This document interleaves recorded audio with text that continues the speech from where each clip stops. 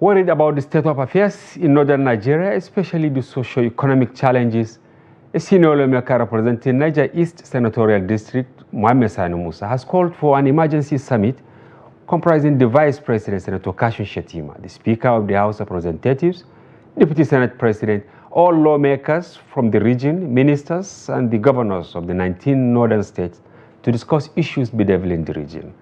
Now, to find out more on why he called for this emergency summit, Senator Sani Musa joins us live from London.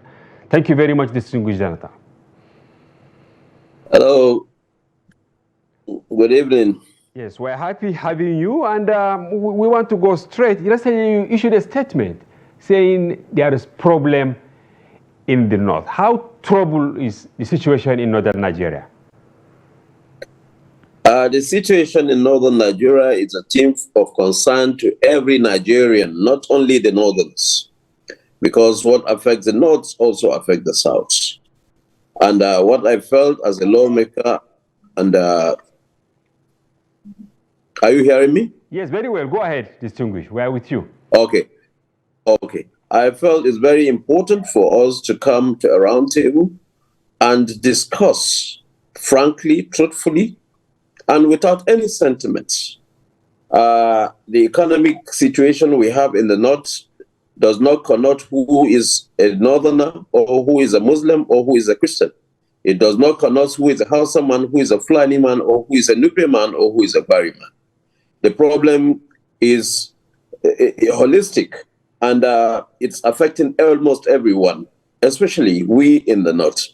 And we as leaders, I feel it is a burden on us, and it is a challenge on all of us to come together and make sure that we are able to find lasting solutions to these problems. If you recall, in around 1952 or so, or 1952 or 1947, if my memory will, really help me out, when you remember the Korean War that came up, the situation we have in the north was not different from what was happening in the Korea then, where their GDP was less than $67 and GNP was less than $67. But yet, because of the economic situation they found themselves, if there are palliatives like all this food sharing and the rest, the strong person collects for the weak person. And that is the extent at which it got so bad that they went into war. And but coming together, they put themselves together and looked at the challenges they have and said, look, there's nothing we can do. Nobody will come and solve this problem for us. The West will not come. Let's do it ourselves. So this is exactly what I felt in the north. We cannot continue to blame the federal government. We cannot continue to blame the president. It's wrong. What we need to do as northern leaders is for us to come together, put all these challenges on the table, and find the right ways to handle these things. We cannot look at the factors contributing to the economic underdevelopment in northern Nigeria. There are so much. We have lack of adventurous spirit, even from the leadership. We like it. We like widespread. We are in widespread despair. We are in widespread despair. What do? Many individuals believe that their efforts cannot significantly impact. No. Okay. We can. Say the end bad governance protests, was the trigger that made you to come up with this initiative, or you've been having this thinking for a very long time? I have had this thinking for a very long time, looking at the fact that majority of the children that have dropped out of school, majority, higher percentages from the northern Nigeria, in particular the northwest. And I felt, look, it's a time bomb. You go on the streets and you see young children between the age of 3 years and 9 years. It's a big problem for our country. It's a big problem for our region.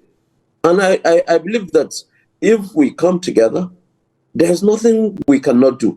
But for the lack of unity of purpose that we do not have, and the reluctance to make long-term sacrifices have led us to where we are today. And then we are now trying to blame the president. We had a president that had been there for 8 good years. The largest number of dropouts of school children from the north, from the northwest, where the president came from. What was happening then? Where were all the leaders? Now, do you think the people you mentioned will all agree to come for this meeting? Because even on the end bad governance protest, we've seen trade of blames between those in PDP and those in APC. Now, in the north, you have a number of politicians, especially in the Senate and House of Representatives, people from across the divide. As long as the situation in the north, we are going to place it on partisan, same PDP or APC, then we are not going to go anywhere, because the individuals that support the PDP in the north or the individuals that support the APC in the north cannot run away from the challenges, the economic disparities that we have. So if we want to be fair to ourselves, look at the per capita income. Northern Nigeria and Southern Nigeria. So any leader that thought maybe for selfish reason he cannot come out and be able to be part of this movement that we are trying to create, it's up to him. But we will not sit down and continue seeing what is happening, continue happening. You know, it's not going to happen. We have to go all out, human development, in education, healthcare, sanitation and utilities. We must do something about them. It's not about being a legislator, you can come and do. No, every northerner, every elite in the north has a responsibility.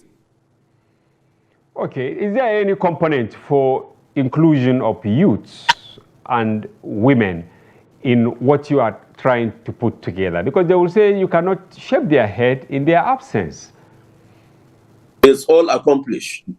The youths will be represented. There is the amalgamation of northern youths, which already have started talking with one of their leaders, and the women also are not left out. You see, this is not for anyone to take any pride or honor out of doing it. It's a necessity for the North. We must do it. Nigeria, we are saying Nigeria should advance. Every component of Nigeria has to contribute to the advancement of Nigeria. What are we contributing as Northerners? We don't know anything. Today, any young man you meet from the North will tell you, oh, he's scared to follow the road because of banditry. He doesn't want he doesn't want anyone to steal him. Is that the kind of life we should live in the North? And when we are talking, we must tell each other the truth. We are the leaders. I will concur with the statement made by the governor of Kaduna State, His Excellency, Senator Obasani, where he mentioned that, look, in the North, we have ourselves to blame. We cannot continue to blame the government of Nigeria, of Asiwaju Bola Ahmed Tinubu. What has he done? If you are talking about subsidy, the subsidy suffering or the hardship created by the subsidy is also felt by the man in Calabar, by the man in Lagos, by the man everywhere. But will you compare what is happening in the North and what is happening in the South? We must tell each other the truth. Imagine every governor in the northern Nigeria will do what Governor Umar Mohammed Bago is doing in terms of agriculture. Let's explore agriculture. Let's explore education. Let's do something about human development. What do you think will happen? Let's do something about education. What do you think will happen? Okay, we have the people, we have the population, we have the arable land. Bago for his landmark achievements in agriculture, in education, and all that. But this crisis, the latest uprising started from Niger State. Where is the problem? Because we saw youth. It doesn't start. It did not start from Niger State. In Niger, I mean, in when you are talking about Niger State, when you are talking about FCT boundary,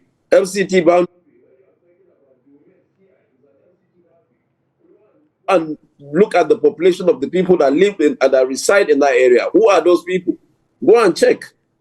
Go and check. Most of the people that came from the IDPs are staying there. The people that ran away from IDPs are coming there. They have come back to that area. Go and check who are the people that are living there.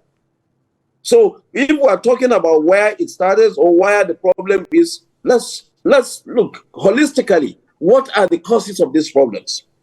What are the causes of these problems? Those are the things that we need to look at. And this is the reason that gave me the courage to be able to extend to my colleagues and all other leaders that there is need for all of us to come together in order to fight this menace. What is this menace? It's the menace of underdevelopment in the north. When Sardauna and others meeting alone when Sardauna and others were trying to create a stable region for Nigeria, I mean for our people, they did not consider themselves as they are either from Sokoto or they are from Bauchi. They look at themselves as true Northerners, and they also look at themselves as true Nigerians. That is what we need to do. We start looking at ourselves, and we start blaming ourselves. Yes, I'm not exempting myself out of this. We're supposed to hold ourselves responsible for what is happening in the north today. And I will tell you, if we are able to come together, there is any problem that we cannot fight. Is it the resource control? Is it the capital flight or the debts? We all have to look at all those things. Yes. Can you hear me, distinguished senator?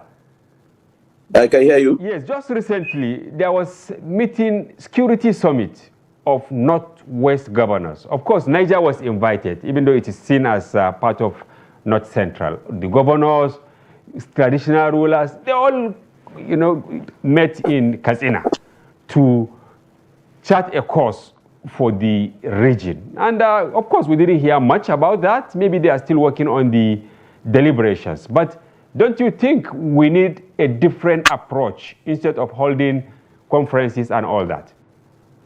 The one I'm talking about today, the one I'm proposing, is not just like a talk shop. Okay. It's a situation where we all sit down, look at each other, and tell each other the truth. If I have my children going to the best schools because I've worked so hard as a businessman, or I've worked so hard in getting what I have, what about the people in my immediate environment? We must look at each other. Are we all the same? Are we supposed to pair the same? No. But yet, we must be able to do something for those people at the grassroots. We must look at them. They are human beings. Today, I feel sad if you go on the streets of every city, majority of the cities in this country, when you see beggars, they are from the north. Why should that be? When you see young children begging on the street, they are from the north. Are the Igbo people not having children or not having people, not having women? Are Yoruba people not having children or women that will go on the streets? Why should it be majority from the north? We need to look at ourselves. And we are from the north, from different states of the 19 states of the north. Different languages, different religion. Nobody is exempted from the problem. So we must look at ourselves. What do we do to bail ourselves out of this? It's not just a talk shop. We have governors that have responsibilities in their states. They control the corpus of their states. We are lawmakers. We have done laws. Is that law working? We have done, there's an act which was signed by the former president on Almajiris. Is it working? When President Jonathan was there, he did the nomadic school. Where are the nomadic schools today? What are we talking about? All right. We must look at ourselves and tell each other the truth. Yes, distinguished.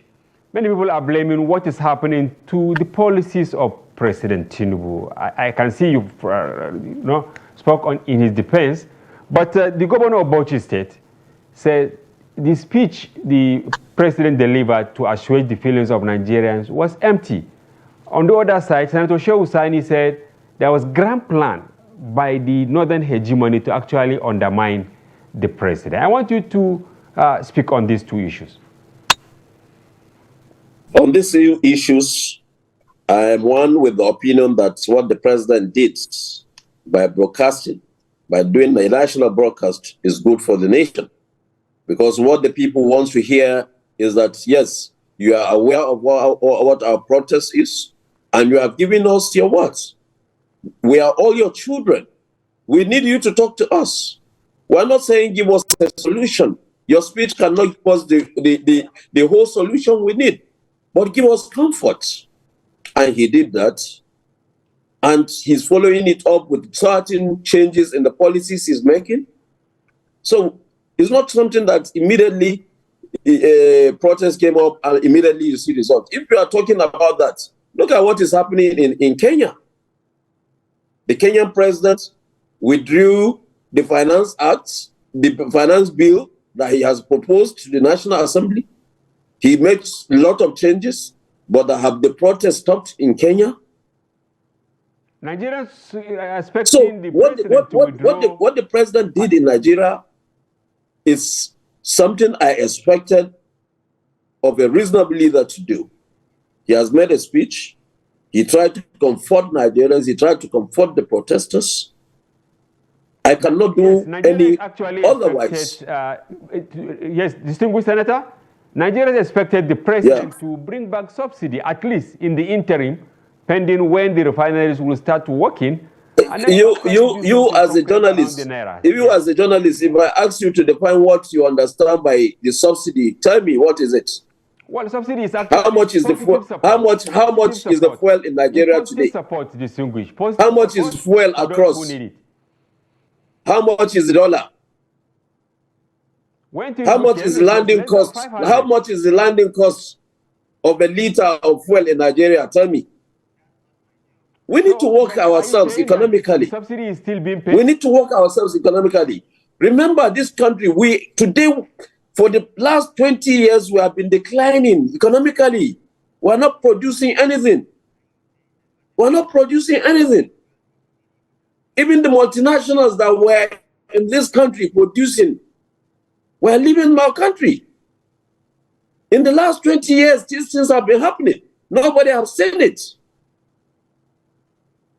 It's not something overnight. But do you think by my professional taking, I'm a businessman, I'm an economist.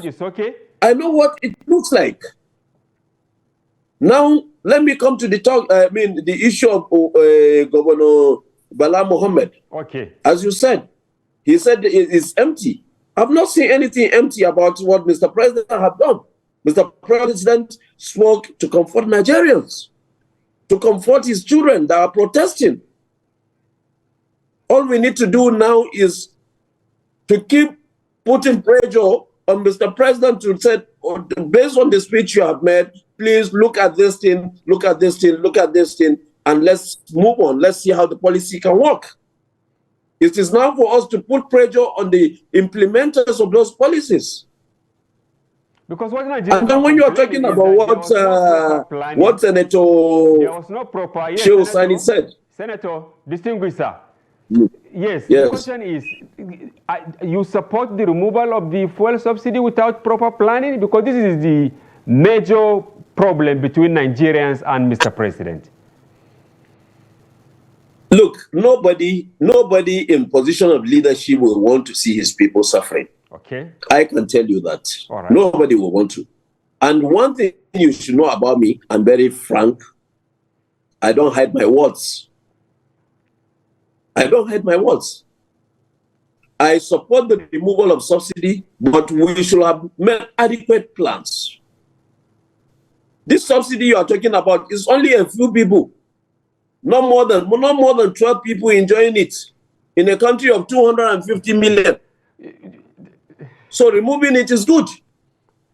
But you can see what do we do? Even though what do we do to assuage the suffering and the hardship? 12 people, that is what we should look at. People can't even eat, and it's all the impact of the removal, distinguished senator.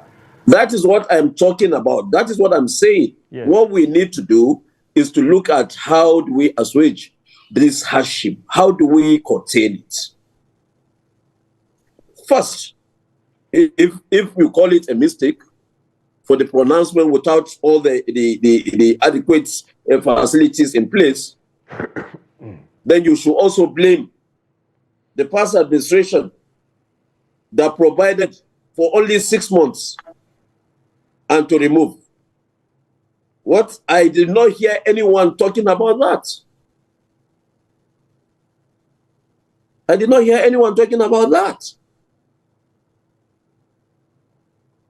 Okay, now, have you started trying to get the buy-in of your colleagues, especially in the Senate? Because when you go back home, I'm sure you are meeting your people, and their countenance is not really pleasant, the distinguished senator. Are you happy?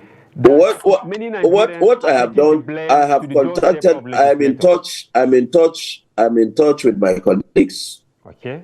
And my colleagues have all shown me great acceptance to this proposal. And already we are working to setting up a steering committee that will look into these issues. The issues confronting us is not just an issue to sit on the table and discuss. Sitting on the table is just to bring out the framework at which we are going to work. The issues confronting northern Nigeria is going to be faced holistically without any sentiment to it. All right. No political inclination should be attached to it.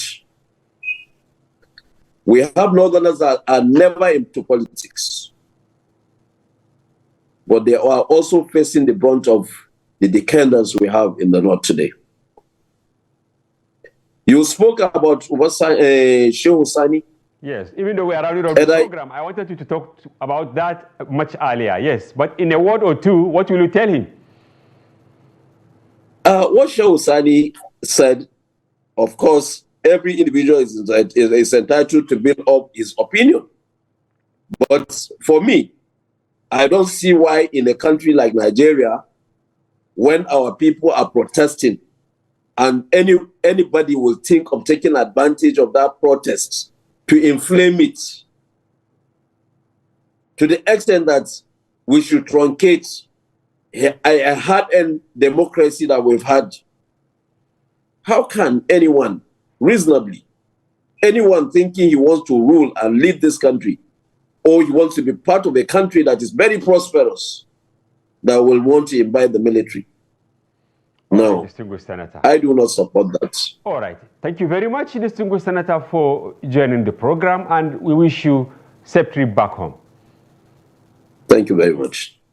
Yes, and because that was Senator Sani Musa, who represents Niger's East in the National Assembly, speaking about his proposal to convoke a conference of the North where the issues bedeviling the region should be discussed. And this brings us to the end of the program. We hope you found the conversation engaging and informative. And be sure to join Daily Politics, airing every weekday, and our special package on Friday, during which we open the telephone line for you to comment on national issues. Tomorrow is your day. Keep it with us. Bye-bye for now. I'm Hamza Idris.